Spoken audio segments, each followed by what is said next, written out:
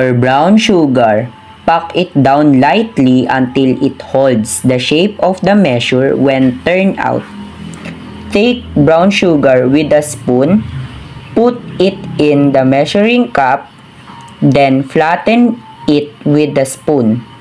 Then when it's full, take the scraper to remove the excess and flatten it thoroughly, and I put it on a saucer to present the brown sugar.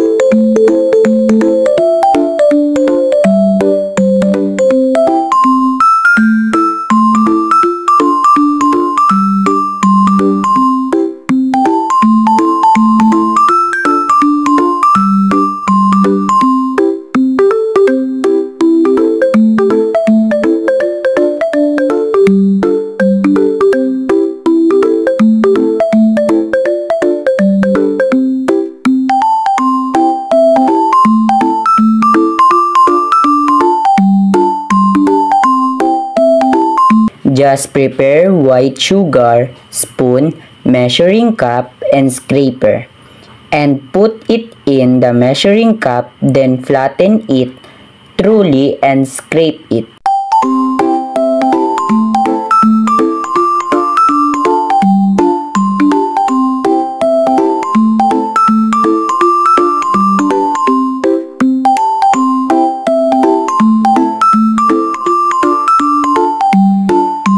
For liquid ingredients, which is oil, measure on a flat surface and pour in liquid to the desired level, and then bend down so that your eye is level with the measure to the check for accuracy.